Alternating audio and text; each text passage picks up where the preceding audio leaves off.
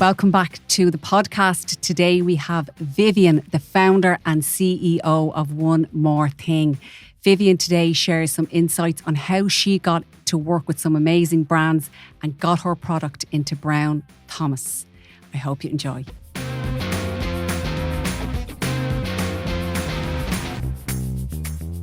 So Vivian, thank you so much for coming.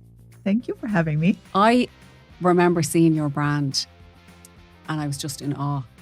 I just loved every single thing about it. I just really just admired it. I think it's so high end. Thank you.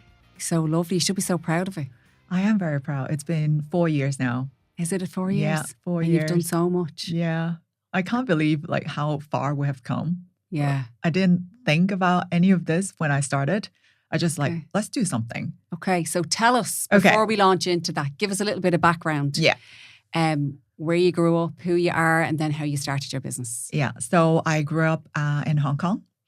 Hong Kong is just such a busy, very competitive, very dynamic place. And I absolutely love this.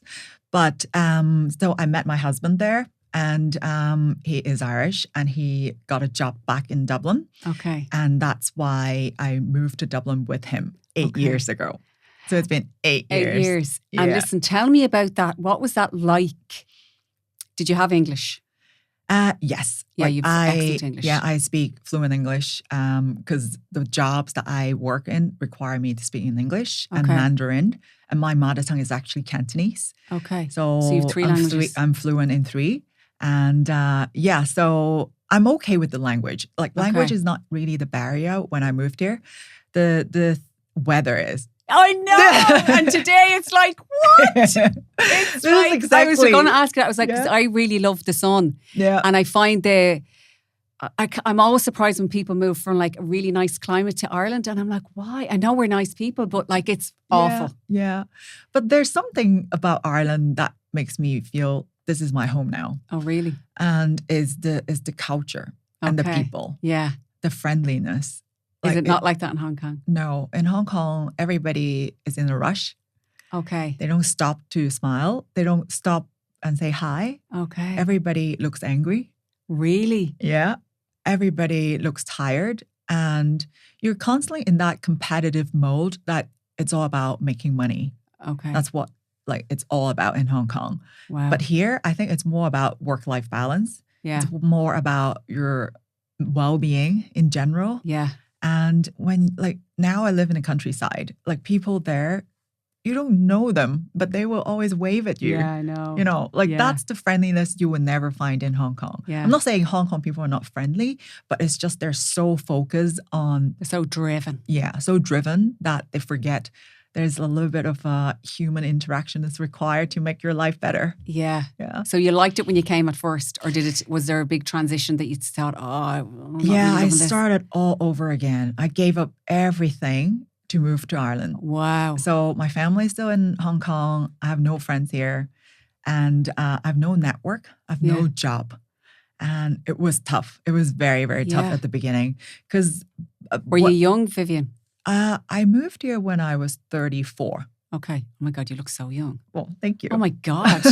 I was like, I think she's about 26. I was like, you're I was like, she's 18. kind. Yeah, you look so young. I'm in my 40s now. What? Yeah. Yeah, you look so young, Thank you. Yeah, I want that face cream, whatever it is. Yeah, I need to share with you. Yeah, Asian, there's a lot of philosophy on how to keep ourselves young. Okay. Like we were talking about earlier, is drinking warm water is one of them to keep you young and more. In general, there are a lot of different philosophy than how we take care of ourselves in the Western culture. It's very, very different. But coming back to when I first arrived in Ireland, it was very, very tough.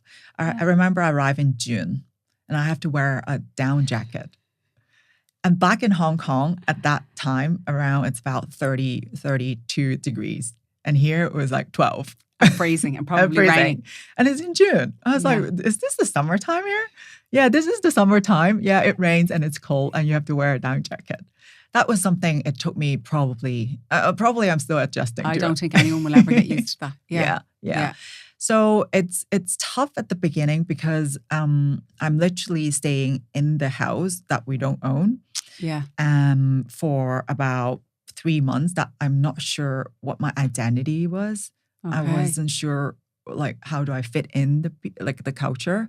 I don't have no driving license at that time, so I have to walk everywhere. And were you in Dublin city centre? We lived in Rathmine, so it's kind Yeah, of I know very Rathmines, easily yeah. accessible. Yeah. We're very, very fortunate that we have this Airbnb for 6 months. Okay. In Rathmine, and it was very, very nice there, and it's very easily accessible. But it's not like I have anywhere to go. I know. I had nowhere Nobody to go. meet for coffee, no friends. No you must friends. have felt so isolated. I was so isolated. I was in a house. I have no pet, nobody to talk to. I'm constantly on my own. And I can do exercise. I did, Yeah. but you can only do so much, right? Yeah, like yeah, 2 hours more than enough. Yeah, then that's loads. Yeah, so I keep looking for a job, and I got a lot of rejection. Okay. I think my experience back in Hong Kong, it's quite diverse. I was in project management for building hotels and spas and nightclubs, restaurants. So it's more about the creative and the project management side. But I was also in financial PR for a really long time. So it's very diverse, but I absolutely adore the two different fields. But I can't use those skills here, because I have no network. I don't know how it works here. Yeah. So I cannot just go into, let's do some project management. Yeah. No, I couldn't. So I started to find some more about translation jobs. Okay. And, but I couldn't find any. Like I got interviews, but I got rejected, declined so I didn't get anything for about 3 months. And then I was like, okay, let's forget about what I really want to build my career. Let's just try to get out of the house. Yeah, meet people. Make a friend. Yeah. So and then I got a job in Brown Thomas. Oh, did you? Yes. Okay. Yeah. Lovely. So in Grafton Street, selling Jo Malone perfume. My perfume. That's what I wear. Jo Malone. Yeah. Yes. Love it. It was minimum wage. It was a part-time job, but I didn't care. It was out of the house. Yeah. It's out of the house, and I had such a good time. I only worked there for 3 months, but I learned all the Irish names. Yeah. Because we have to talk to customers. And I learned a lot about how to interact with people here, the jokes, the slang, all this little thing. Yeah. The banter. Yeah, exactly. Yeah. So I had such a great time. Because I'm a people person. I need to talk. I need somebody to talk to. Even strangers, I love talking. And that was a great experience. And obviously I learned so much, even within such a short period of time, about retail, which really helped me to understand how to run a retail business. How to sell. Yeah, how to sell. And it's actually a full circle, because eventually we went back to Brown Thomas. And that 3 months of experience really shaped how I want to build a brand. Okay. And how high-end or premium brand works. Yeah. And it was such a great experience. But during that 3 months working in Brown Thomas, I continued to look for jobs. Okay. And eventually, I'm so glad that I got this travel tech firm. The CEO is Irish, and the company got bought by a Chinese company. Okay. And they need somebody to become the bridge between the CEO and the parent company. Excellent. So you were just the perfect fit. I was the perfect fit. And I actually interviewed with them for a project management role. They didn't hire me. And I was so disappointed. And then 2 months later, they called me. We didn't hire you because we think you were a little bit overqualified. Okay. But we loved you. And Really? we were waiting for the right position and to come back to you. Was that so good for your It confidence? was so good. Yeah. Yeah. And I met with the CEO and we just clicked. Yeah. And at this day, we're still friends. Really? And yeah. He has been extremely kind to me. And that job really helped me to boost my confidence, because I finally find my place in Ireland. Yeah. Where I belong, and how am I going to live here? Exactly. Really live. Yeah. And I feel like I can contribute a little bit to the Irish community and the economy as well. Yeah. I'm not just here doing nothing. And the job really enabled me to realize I have learned so much, but doesn't really matter. I am in a position where I can use my experience, my skills to start in a new role. Okay. As a travel tech company, I've never worked in tech. I've never worked in travel, but it's really the business skills, the experience allowed me to learn very fast and to understand a new industry. And that I worked there for 4 years. Okay. Loved it. I absolutely love it. A tech firm, I like the culture, very chill, very relaxed. I thought it would have been your... fast paced, but no. No, it's very chill. Okay. It's very chill. I think it's because we work hard, but once it's done, let's go down to the pub. Let's go to the pantry. Like, let's have a cup of tea. Let's just go out for lunch. And we have a lot of social activities and sports activities as well. And was that based in Dublin as well? Yeah, it was in the city centre. See, it's great when you work in the city centre because there's just, you can pop to lunch, you can get a coffee, you can get a drink, then you can walk home if you live in Mines. It just is a nice work-life balance, I think. Definitely. Because there's no driving involved and everybody can. I remember like my first jobs when I was younger. Everybody went out on Friday nights. We all went to the pub. Everybody socialised together and it's great for building community and culture. Definitely. Yeah. You have to be there to know people. You have there. to expose yourself to the environment. Yeah. So you quickly got involved then in the Irish culture. Yeah. Loved it here. Tell us then how your brand, One More Thing, came about. So we obviously stay at home during lockdown. I remember 2020 and absolutely nothing to do. Like it's really remote working just kill like the interaction with people. And you just, you can continue to work, but you have so much more free time. And we were doing up the garden at a time. That's the only thing you can do during lockdown. And then afterwards, like, I'm really bored, like with my job. And I learned coding at the beginning when I first moved to Ireland when I have nothing to do. So I was like, I'm just going to sign up. You have a great brain, Vivian. Thank you. You're a fast learner. I loved learning. I loved learning. So I learned like a very basic coding. And I was like, okay, maybe I can build a website and do something. And then at the time, we're also doing up the house and I start sourcing things that it's not available in Ireland. Okay. So I go go everywhere to find things that I like. And I was like, okay, maybe if I like these things, maybe some other people might like also. Yeah. So I started sourcing some like smaller vases, little homeware, and I do the photo shoot. And then I bought fresh flowers, like styling the shoot. I love photography, so I shoot all the photography as well. And then I was like, why do I keep buying fresh flowers? It's such a waste. Yeah, every time they die in 2 days. Yeah, it's so sad. Exactly. Yeah. There must be a better way. And I just click. I remember I received something that are real, but they last for a really long time called preserved flowers. Okay. Back then, probably 20 years ago when I was in Hong Kong.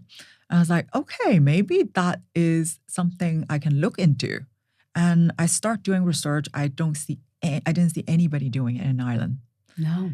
And I didn't have any floral arrangement experience at all. Okay. So I was like, okay, let's see what happened. But you're creative. I'm creative. You had an eye for this. Yes.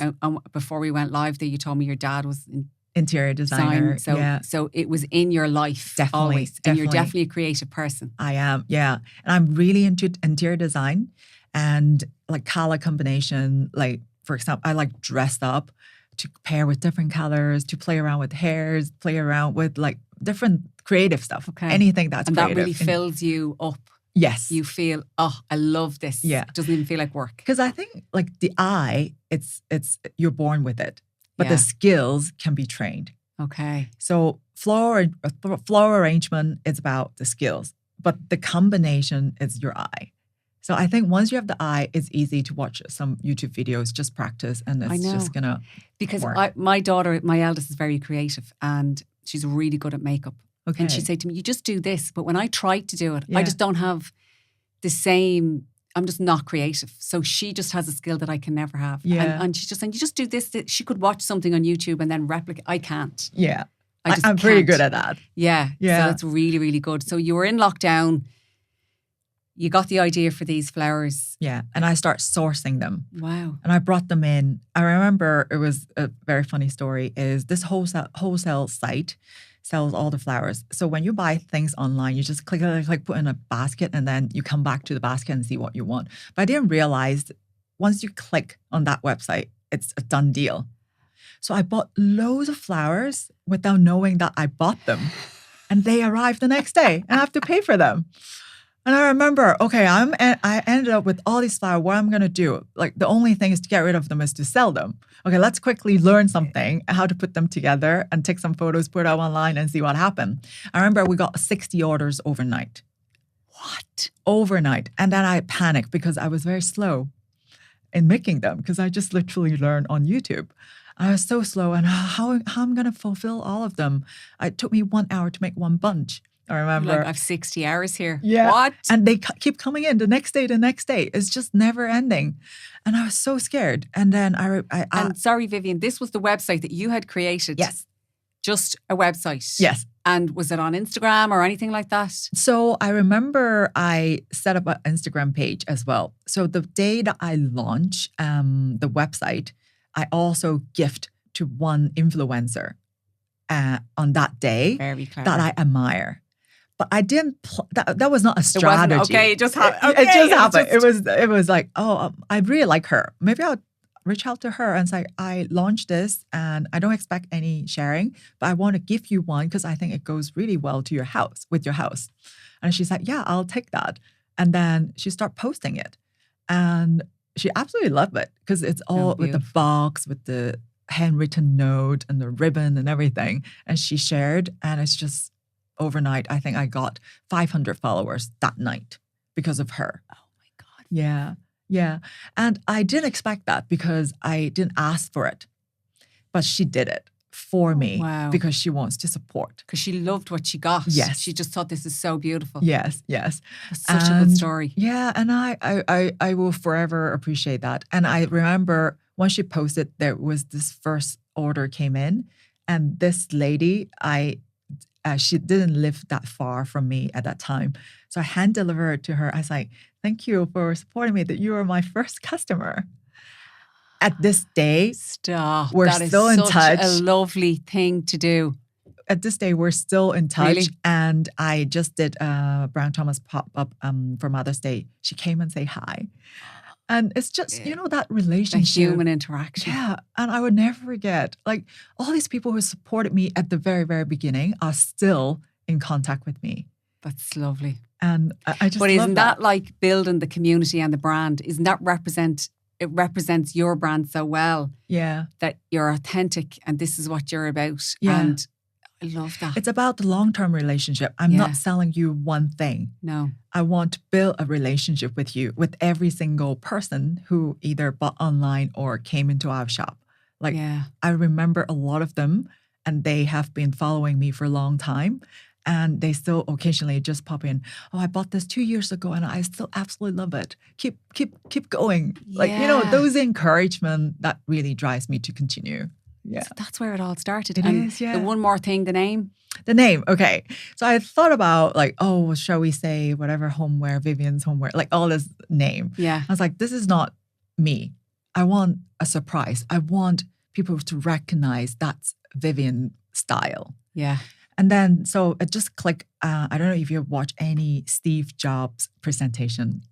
Yes. Every launch, everybody clap at the end. And they're about to leave. And then on the screen, it says one more thing. And that's the surprise feature that he saved at the end when nobody expects that.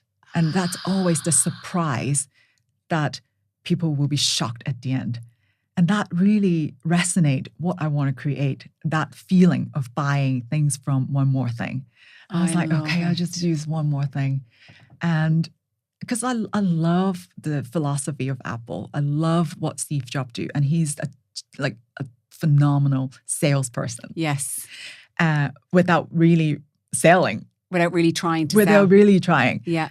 And I just love that. And that one more thing, that 3 words really resonate. And now we just keep saying there's always one more thing in your house. That's what I got from it, because I was like, if you just could have one more thing here, that's just going to finish the room. Yeah. I love it. Yeah. And that's where you got it from. So good. Yeah. So good. Yeah. And it's really differentiate from, we're not saying we're what so-and-so Vivian's homeware. flowers or Sharon's flowers. Yeah, exactly. And it also is so generic. It actually allows me to expand into different areas where Not I want to flowers, do. Yeah. Yeah. So that's one more thing. I love it. So tell us now. So it started there. I mean, I think about where you are today. Then, so you were still working in the tech job? Yes.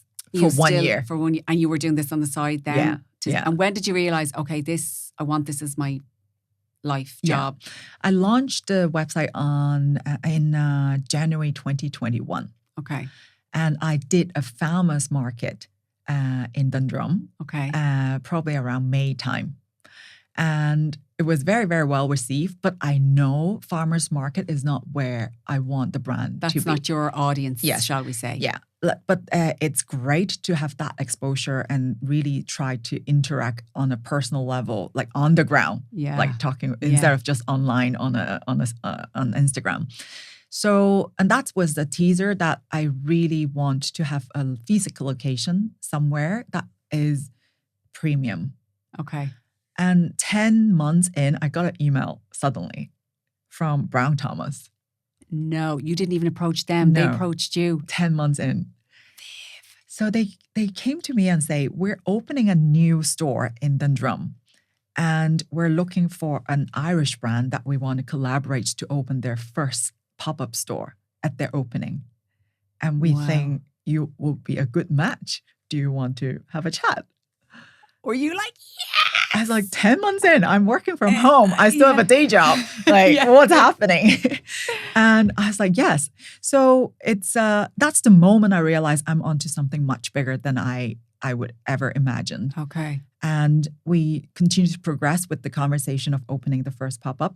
It was in February. So it's 4 months since they approached me. So we worked towards that goal to open the pop-up at their opening. So this was just you by yourself doing everything? I had one helper. She's a part-time helper that I hired her probably 2 weeks after I launched the website. Okay. Like, remember the first 60 order came in, I panicked. Like, okay, I need help. And she really helped me so much. She was a makeup artist. Okay. And she lost her job during COVID. And it was a referral, like a friend's friend. And then we just clicked so well. And then she was creative. She's so creative and she loves colors. And she has no skills in making flowers, but it doesn't matter. I didn't have either. Yeah. It's about the scents, the color and all the scents. And she helped me a lot. So she helped me through. And we opened the first pop-up in February 2022. So that's 1 year in. And that's when I quit my job and dive into One More Thing full time. Wow. Yeah. Oh my God. But you did have a lot of business experience. I did. Yeah. So you understood how business worked. You'd worked in it. You knew finance. You knew. Yeah. So you had a good understanding of how business worked. Yeah. But you didn't pre-plan to open this business. You were just. This was not the master plan that you had all your life or anything. I always have that urge. Okay. That one day, because my dad run his own business, right? So I always have that urge to maybe one day, but I didn't know when. Yeah. But sometimes it's not about when. It's just, why don't you just do it and see what happens? Yeah. I didn't quit my job, so I have that safety net. Yeah. And during COVID, it's not busy. I have nothing to do. So there's nothing to lose. Like, why don't we just try? If it doesn't work, so what? So what? Then I gave it a go. Exactly. But it did work. It did work. It did work. Yeah. Brown Thomas, like that's just a lot of people's dream. And do you think, Vivian, that your social media was a big help to get seen? Yeah. How did you use that? What did you do on social media? Did you look at other people? I know you gave one influencer a gift. What did you do after that to grow your social media? I think the most important thing, now I look back, I was very consistent. Okay. In posting and create a hook for people to come back.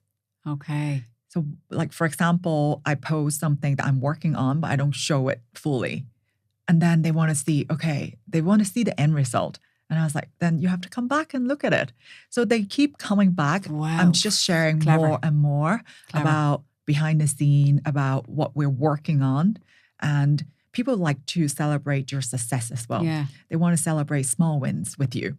So you keep posting, we have achieved a little bit of something, and they come and support you. And that really drive me to do more. I was constantly on Instagram. That's the main channel that drive the business at the very beginning. Wow. And I was constantly answering inquiries. You have to put time and effort into growing your audience and give them value. It's not like just posting a beautiful photo and that's it, and don't engage. You don't just expect people to like. It's not going to happen like that. Okay. So it's all about the engagement. And I try to reach out to the customer who bought from us as well through a newsletter. So that keep them in the loop, keep them what's happening, what's other development. And I think that really people see the value and they want to share your journey. They want to go through the journey, even though they're not part of it, but they are part of it. And I suppose they feel like, oh, well, if Vivian did this, I can do this. Yeah. And even if they never do, they're so invested in your story. Yes. And you do, because I follow some people on Instagram and you just invest in their whole life. Oh, You're like, this is just, I love what you're doing today. And like for example, I love following people doing their houses. It's such a journey. So you should start I just started mine. Yeah. So it's just, I'm obsessed and I'm following everybody. And it's because it's just, and you're just invested in what people are doing. Yeah. And it's not about beautiful photo. It's about the journey. Yes. And you want to follow them. And it's real. It's authentic. Okay. And that's what I have been doing like at the very beginning, since the very beginning. Okay. Yeah. I'm going to start doing more of that on my Instagram, I think. Yeah, definitely. Because I'm a little bit shy like about sharing what's going on in the business. But maybe I should share some of our wins, and we're trying to get a new client, and I should do more of that, Vivian. Yeah. And also the vulnerability as well. Yeah. Like people like to celebrate small wins, but they also want to see that you're actually a real person that have challenges. Yeah. You might have struggles. You know, like it's, I think it's important to show, not necessarily just, I dress well, I do my hair, not just like the superficial, but it's more deeper sharing.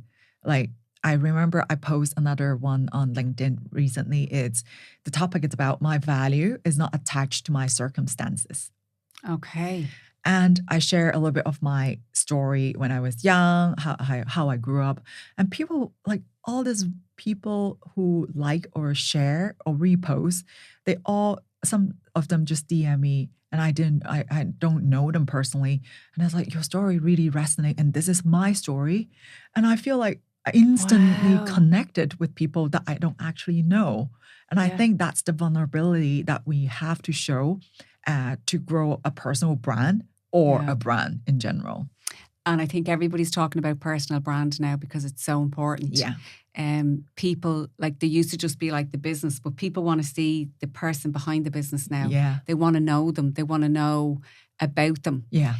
And I think that's key, is the vulnerability. It's hard to be vulnerable sometimes. Yeah. Yeah. Because you're really opening up to the world. Yeah. And you don't know what's going to come back. And that's the scary part. Yeah. But like there is a fine line not to just expose everything. I know. Don't go absolutely crazy and expose. Like sometimes people are just crazy, but it's just a little bit of vulnerability. Yeah. But it's nice that you got so much love back. Yeah. And I liked to round it up always with positive like opinion or ideas. Yeah. Because I like we all want to grow, but we have to grow from challenges and struggles. Yeah. So instead of telling people, "Oh, I'm very sad, I'm broken down," like what did you learn? And hope that would inspire other people going through the same journey. Yeah, that's really nice. Yeah, yeah. So I love it. I've kind of changed my Instagram strategy over the past few months, and like it's going really well, but I'm showing more of my personal side. I love that. Yeah. I've been following you. Yeah. And I love that. It's more a personal journey, but it also bring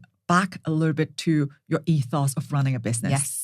Yeah. And you can't separate them. You can't, Vivian. Yeah. Like, I think when you have your own business, you are the business and the business is you. Yeah, definitely. And you know, it leaks into everything that you do and how you show up. And what I always love about you is you represent your brand. It suits you. It is you, how you look, how you dress. The brand is so high end. It's just, but every time I see you, you look high end. Oh, thank you. In everything, how your hair and how you show up and how you just are high end, as is the brand. So even if I never saw your flowers, when I meet you, I think you represent the brand very well. And I like that. Thank you. Because I think it's a match. Yeah. It's not like, it's not. It's a complete match. Yeah. I think it needs a little bit of effort. Yes. It doesn't just, I don't wake up like this, you know. You need to put a little bit of effort in it. So as your business or your branding, you need to put effort in it. Yeah. It doesn't just I'd come up like this. That's why I'm very, very detailed in terms of what I pose aesthetically. Okay. So the photography, the lighting, and I know like people like to see the raw, the authentic side, but in order to balance that, you need to show something really nice as Finished. well. Yeah. Like this is what it can look like in your home, in your office, in your hotel, in your space. Exactly. Because I think it also depends on the platform that you're using as well. Probably on TikTok, it could be more authentic, more raw.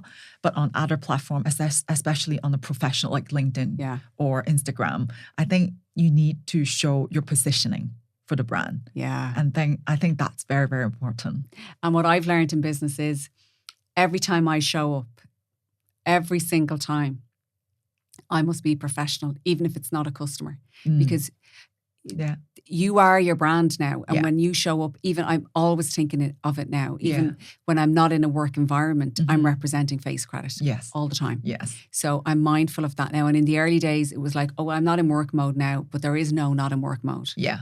It's you are the business. You are the business. 24/7. Yeah. So you have to be, and like it's a lot of pressure, but I mean, brand is important. Yeah. And I know that when I'm like, I get a lot of business through LinkedIn, but when they meet me, they say, oh, you're exactly like you are on LinkedIn. So I try to stick to who I am because this is who I am and I can't change, but I want the polished version of me and the professional version of me. Yeah. Maybe on my stories on Instagram, there's a little bit more no makeup or there's a little bit more real. Yeah. But certainly when I'm on LinkedIn, I'm very aware that this is the professional me. Yeah. And if I go to a meeting and even if it's not a sales meeting, I act like it is and I show up. I think that's consistency. Vital. Absolutely. Yeah. And people buy from people. All the time. Yeah. They don't buy from brand. They buy from you. Yeah. And why they buy from you? Because of who you are or how you present yourself. Like the professional side of it, the credibility, the authenticity. You know, people buy that. Yeah, they like that. Yeah. And they like to know, definitely more now, I think with social media, like even if you go back 20 years, 30 years, social media has opened up so people want to see who's in the business. They want to look behind the curtain. Yeah. And they want to know what the ethos is. Yes. And they want to know that they're working with a business that has standards. Yes. And that, you know, is in line with their values. Yeah. And if it isn't, they don't want to work with the business. So I think there's really nowhere to hide now in business. Yeah. And people want to see. Yeah. And if they can't see the CEO of the business, they're a little bit concerned. Yeah. They think, I don't know. Is that real? Is that a real brand? Yeah. Yeah. So I think that's... But it's funny, at the beginning, I was very shy to show my face. Were you a bit? Yeah. I didn't want to show my face because I think like being an immigrant, an Asian face, I think I was not very confident. Okay. To be in like towards Irish audience at the beginning. Right. Probably like imposter syndrome, like we're just not. And did you ever get any negativity? No. So it was all in your head. It's all in your head. It's all in your head. Like but sometimes you just feel like you're not good enough. Like we are at times, like especially when you start the business at the very beginning, you're not sure. You're just testing the water. You're not sure. And I refrain to show my face on camera. How did you do it? What was the first one like? Tell us. And I remember I was chatting with the influencer that I give to the first time because she's very good at it. Yeah. And she's very pretty, beautiful and lovely mom. And she said, if you want to grow, you need to tell people who you are, not just what the brands call. And she said, like I remember this phrase called, it's all the brands has a logo, but not all logo has a brand. And what's the brand? The brand is you. And so you have to, people recognize the logo, but they can't like tie in with any values. Connection. Yeah, there's no connection. So I started posting me like on the side, you know, really. Like just my hand first and then one side of my ear, my hair. Yeah. Yeah, it was stupid though, because we thought people would judge you. I know. But they actually love to see you. Yeah. They love to see who's behind the brand. And then I started showing more of my face and talk in front of the camera. And I remember at the time when I have to record something on story, I have to hide in a room. I don't want my colleagues to see me. I don't want, like, I just want to do it. So shy about it. And I asked my colleagues, don't watch any stories.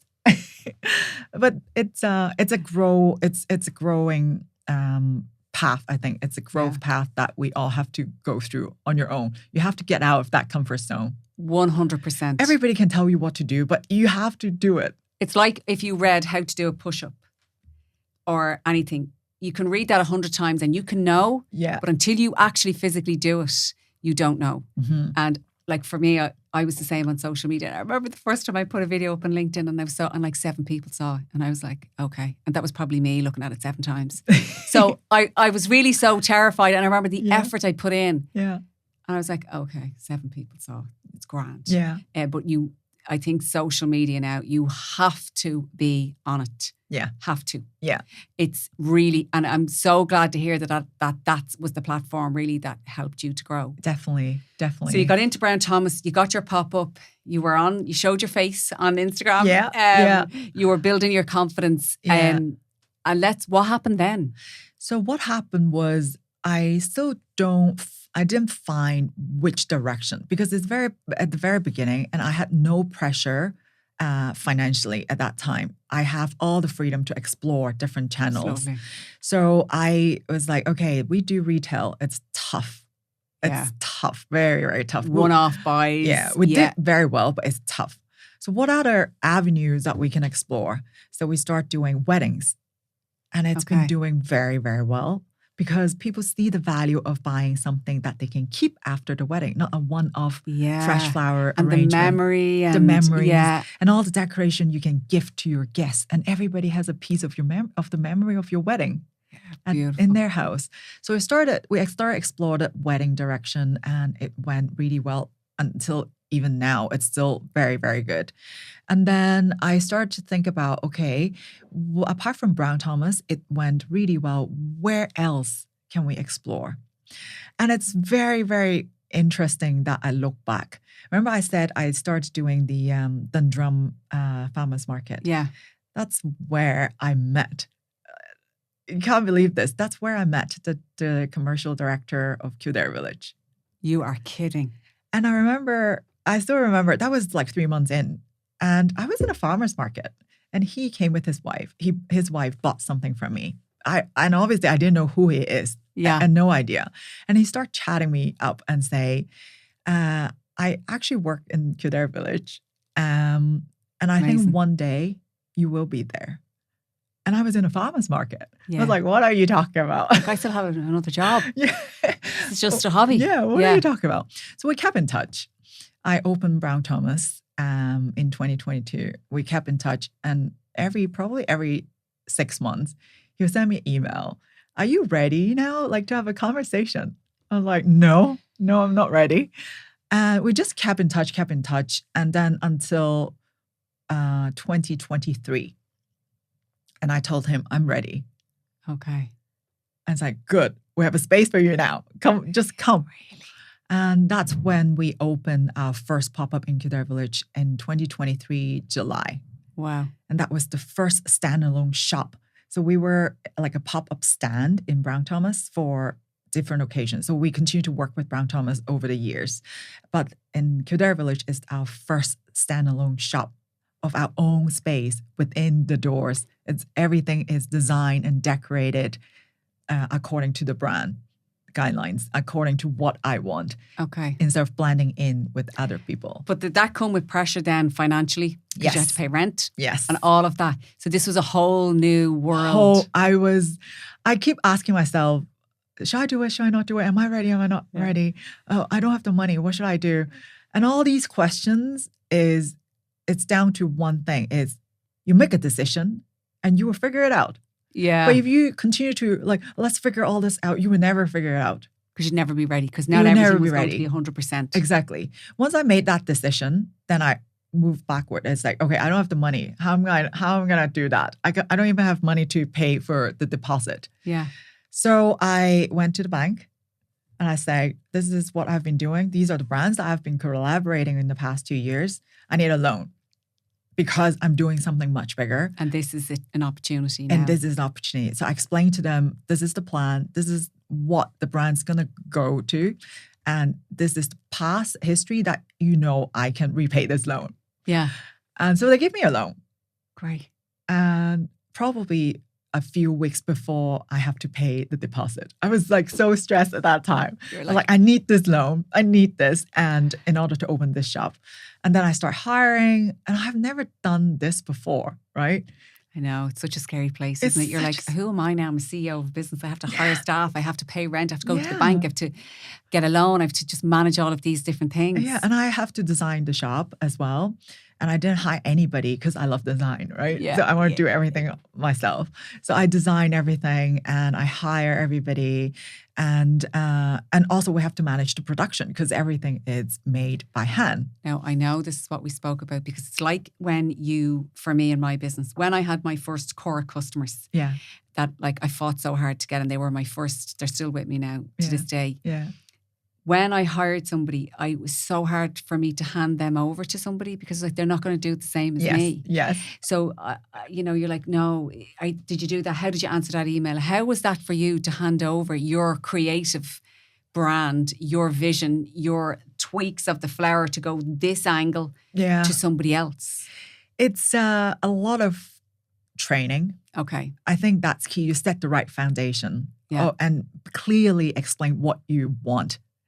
Yeah. Because I think setting the standard at the very beginning is a path to success. Otherwise, if you like, oh, it's okay, and you let it go, and the standard is just gonna fall off the cliff over time. Yeah. If you don't keep the standard. So make sure so I think I remember at that time we have 2 production staff, and I trained them up.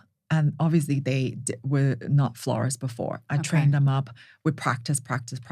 And I make sure that everything is very, very clear. Even down to, we were talking about earlier, down to the bow. Tell us about they will the laugh. bow. They will laugh at me about the bow. It's even how we tie the bow, how long is the end, what's the angle of how we cut the ends to make like a little triangle at the end. Like all this. I explain it, okay, 5 centimeter is the length of the side of the bow. Like very, very clear. And they know I am very crazy about the bow. And then they were just scared and they will practice to make sure that they meet the standard. But if I say, okay, just tie a bow, and they just do whatever, and they will never improve, and I will never have the perfect bow. So it's about aligning my expectation to their ability and find a middle ground that they have to reach there, and I'm happy with it. Yeah. And then they will stick to the standard. And up to this very day, all my staff, they all tie perfect bows. They know. I'm very proud of them. No, that's really good though, Vivian, because it is, when you think of it's like you've worked so hard on your brand that you just don't want the standards to slip. Yeah. Because if you said if it slips here, it's going to slip here, and then your brand will be diluted. Yeah. And you won't have the beautiful One More Thing brand that you want. And so you're so right. So I think you should start doing videos on your thing for your staff. Yeah. So when you don't have to waste all your time to sit there and show them. It's like, this is a video, and then you can check them and watch the video again, and then you can go and check it. Yeah. Do you check everything before it leaves? Yes. Up to this very day. Really? Yeah. I'm a little bit loose on that now because I trust my staff, and they have been with me for years. Okay. So and they know the standard, and I know that they are doing a good job. But it took years to reach this point. Okay. And it's a lot of adjustment, and you can't be too critical as well. I know. So you need to find a soft way to, maybe we can improve. Let's try this. If it's not okay, it's okay to be not okay. Yeah. Let's try again. Like there is a lot of trust with each other. Like they have to trust me that I will let them grow at their own pace. And I shouldn't put too much pressure, but I need to put a little bit of pressure so that we can up the speed a lot more. So there's like a lot of adaptation like between me and my staff. Okay. Yeah. And do you have creative people? Yes. Like even if they don't know, because what I've found over the last few years is I've taken on young people in their very early 20s, and they've no experience, but I train them to my way and they're brilliant. Yeah. They're so good. Yeah. And you can just see, because they don't have bad habits. They don't have their way of doing it. So you can mold them. Yeah. And they're easier to train. They're so fast. And I think when you hire, you need to realize, are they a sponge or are they a rock? Yeah, nice. If they're a sponge, then they are trainable. Yeah.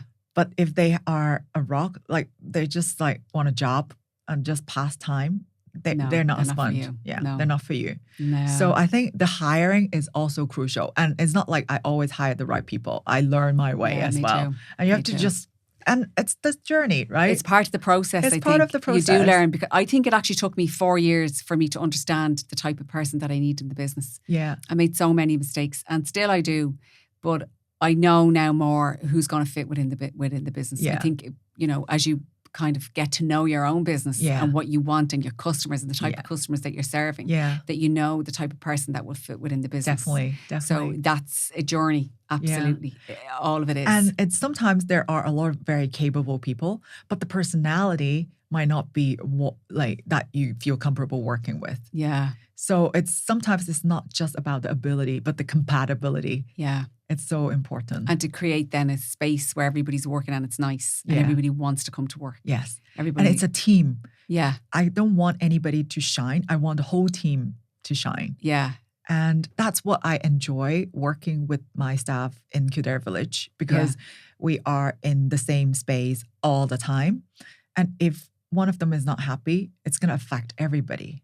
So important. So my job is to encourage everybody, first of all, to take care of their mental health, take care of their well-being, so we becomes friends. Yeah. But also there is a boundary as an employer and employee. Yeah. But we always talk about common goals. We're not competing. We work towards the same goal. And this is where we want to go, and tell them where we are heading to, instead of just blindly go somewhere. And we work towards that goal. And once we reach that goal, let's say a daily target, as like, for example, everybody's so happy. Yeah. They feel they've achieved something. They feel they have achieved something, and they contribute to that achievement. Yeah. And they feel self-fulfilled. And then they feel like a team. Yeah. They feel like a team. Like, I remember the staff that I have in Brown Thomas, that was 3 years ago. We're still friends. Yeah. And I remember when I opened the last pop-up, which is for Mother's Day, literally a month ago, 2 staff that I had worked before, they came to just say hi. I know you're here. I just wanted to come and say hi. That's so nice. Yeah. It says a lot, It like does. how we work, what's the vibe of working together, and what's the culture of One More Thing. And like we were talking, I had Lorraine on earlier, and we were talking about like your fingerprint is with them. They remember how they felt when they worked with you. They enjoyed it. They wanted to come back and say hi. Yeah. It was so nice and good energy. And they are also the ambassador. Yeah. Because they would tell people about their experience, and they will indirectly share about what we do. Yeah. And that's very, very important. So important because, like, as we just said, social media is everywhere. Somebody has a bad experience, it's online. Yeah.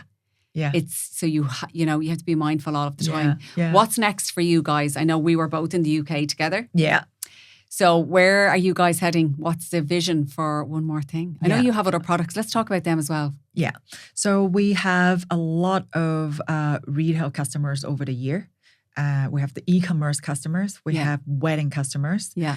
But the focus now is actually companies or commercial customers. Okay. So they are mainly in the hospitality sector. So hotels, restaurants, even corporate offices. So because all these have a commonality is they need flowers to decorate. Yeah. But buying fresh flowers every week is very expensive. Yeah. And it's also not very environmental friendly. Yeah. And buying artificial flowers, great with the longevity, but again, it's not very environmental friendly. Yeah. So what we do, the preserved flowers, the ever blooms, they basically have the longevity of artificial flowers, but it has the freshness of fresh flowers. And is more cost effective in a way that you don't have to change it that frequent. So you can change it every 3 months, every 6 months. So now we're working with a lot of hospitality customers on a yearly basis. Brilliant. So we offer a Seasonal. subscription model that they change every season rather than every week. They still have, they can time with their promotion. Let's say coming up Easter, we want some Easter colors, right? Then we can do that. And then in the summer, we want to change something more summery, then we can change that. But instead of changing every week, we will take care of it every maybe 2 or 3 months or every 6 months. So it's been really, really well received in that direction. We have worked with a lot of like very high-end retail store as well to decorate the stores. We work with 5-star, 4-star hotels. We work with really premium like restaurants and clubs and bars and all that.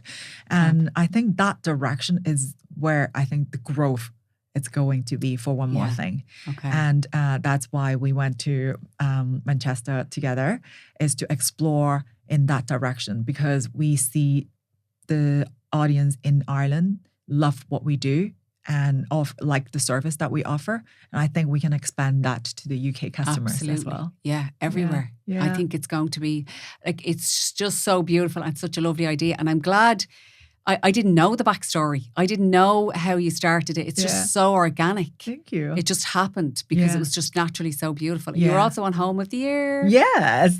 Yeah. So it was a great experience. I didn't expect that. Like, and for me, it's a good way to showcase my creativity. Yeah, yes. Because we renovated and designed a home like myself. Like I designed everything, even down to what the handles of the kitchen or even the marbles that on the countertop. I'm going to get to help you with mine. I mean, I love to help. Yeah, I love to help. So crazy. It's my passion. I love that. And there are 2 things that I read.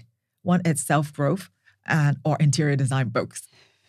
Just 2 things. And there are only 2 things that I watch on YouTube. It's like personal development or self-care and people's houses. So you were a finalist. Yes. So we're one of the finalists in the current season. If you want to watch, it's episode 7. And it was... the home's beautiful. I watched it. Stunning. Thank you. Yeah, but you could just...